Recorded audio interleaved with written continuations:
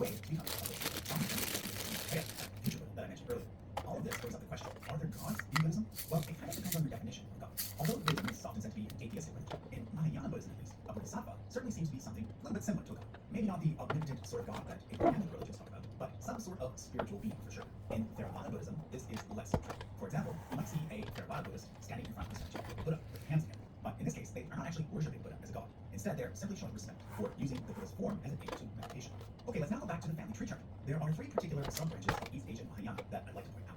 There are actually many more than these, but these three tend to be the most popular. The first is Chan Buddhism, known as Zen Buddhism in Japan. It is particularly popular in the West and mostly focused on meditation. Then there's Pure Land Buddhism, where the focus is trying to get born in a special purified land where it's then easier to achieve enlightenment. The most popular Pure Land in Pure Buddhism is the one formed by a Buddha named Amitabha. Finally, there's Tianta, known as Tenda in Japan and Tenma in Korea. It focuses on the Lotus Sutra that I mentioned earlier, which teaches that all paths eventually lead to one bodhisattva path. Okay, I now want to turn our attention to Tibetan Buddhism. Back in the early days of Mahayana, there was another movement that split off, known as Vajrayana. But like Mahayana, this was not a separate school of Buddhism, but rather a movement that impacted several schools. One school that took on Vajrayana ideas was the Savastivada school, which was probably a branch of the similarly named Savastivada school. It eventually spread north to Tibet and Nepal, which is where it is mostly found today.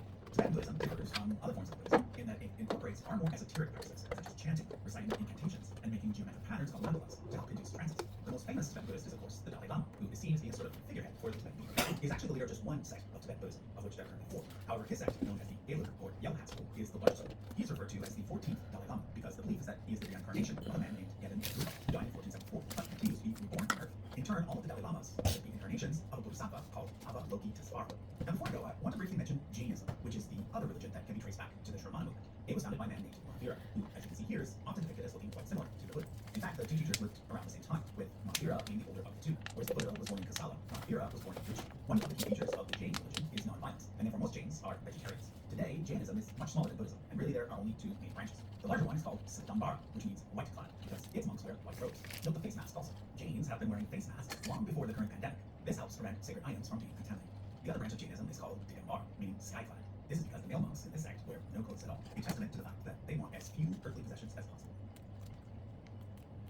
Like I said earlier, religion in China is complicated because people there often mix and match from more than one religious tradition. However, there are three traditions that are the most important, and these are often referred to as the three teachers. They are Mahayana Buddhism, Taoism, and Confucianism. I've already talked about Mahayana Buddhism in the Buddhism video, so let me tell you about the other two. To do so, let me start with the earliest form of religion to develop in China, polytheism. The symbol you see here is from China's oldest writing system, called the Oracle Bone Script, which was used during the Shang Dynasty. It's pronounced Shangdi and basically means highest god. Later, this god would become associated with a figure known as the Jade Emperor, although in other contexts, he is said to manifest himself as 5 deities, each associated with a color, element, direction, and planet. But Shangdi was not and is not the only Chinese god. There are dozens more, such as the Shangdi is Shangdi. And Shi Huangmu, the Chinese mother of the West, who is associated with death and has the ability to bestow immortality.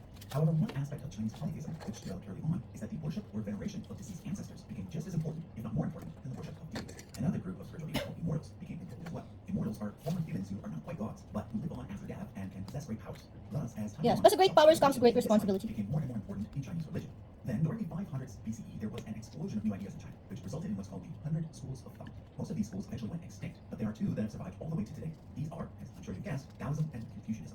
Taoism is the more mystical and spiritual of the two. It incorporates all of the gods and immortals from Chinese polytheism, but also places a strong emphasis on living in harmony with something called Tao, a word that's kind of hard to define quickly in English. On a basic level, it simply means way or path, but on a deeper level, it refers to the universe's ultimate reality. It is usually associated with the complementary forces yin and yang, which you probably know because of this symbol. Confucianism, on the other hand, is more focused on the physical world and on practical matters such as good government, as well as social harmony, whether it's at the family level or the national level. This is why Confucianism is often said to be more of a philosophy than a religion. It's named after its founder, Confucius, who lived around the same time as the Buddha. Note that Confucius is the Anglo-Chinese version of Kong, which still means to call. The traditional founder of Taoism, Lao Tzu, is said to have lived around the same time as Confucius, and as his elders, thought to have had some influence on him. However, nowadays, Lao Tzu is generally considered to have been more of a legendary figure, whereas Confucius was almost certainly historical.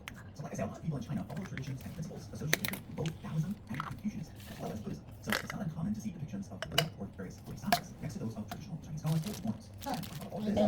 Yes. In China remains important to this day as well.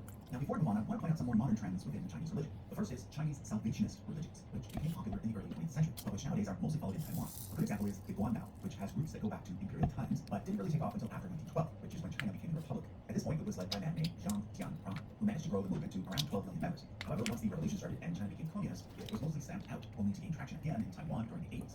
Like most Chinese Salvationist movements, the Guanbao is kind of a simplified version of Chinese syncretism, a package in ways that is more similar to, say, Mormonism. In other words, there's usually a revered leader who received a revelation from God, and there's a lot of emphasis only for individual salvation and for converting others to the movement. Another good example of a Chinese salvationist religion is the more recent Oh, nalaglag na din pati yung isa. Falun Gong, which was founded around the same time by Lin Hongji.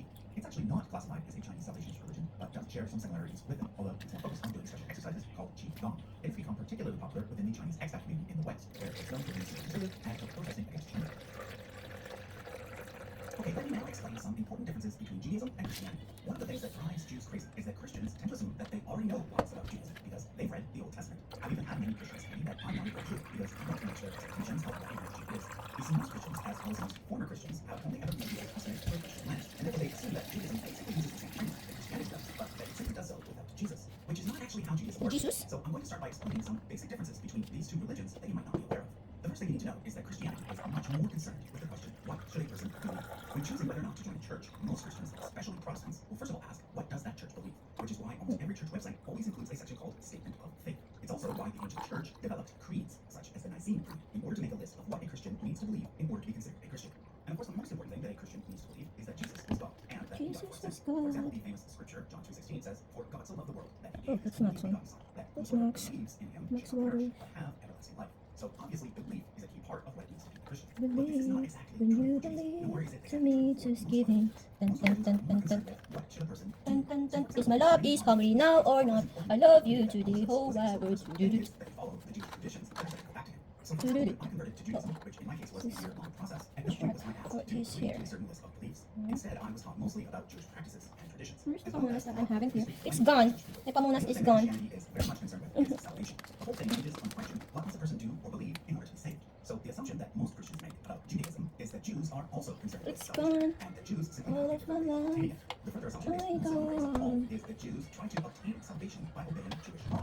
But that's simply not true, because there is no such thing as original sin in Judaism, nor is there much of a focus on the exact details So of something happy. afterward.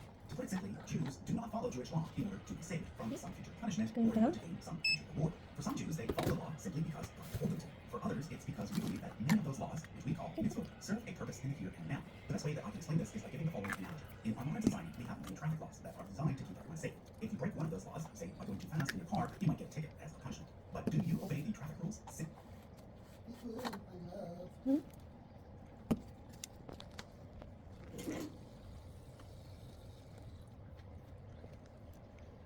One of the most common criticisms I use against Demon Slayer is the fact that its core premise is nothing new in the grand scheme of anime. And you know what? I have no notes. That is an entirely fair critique to have this year. Demon Slayer is not the first, nor will it be the last anime to take a stab at the demon slaying swords and archetypes.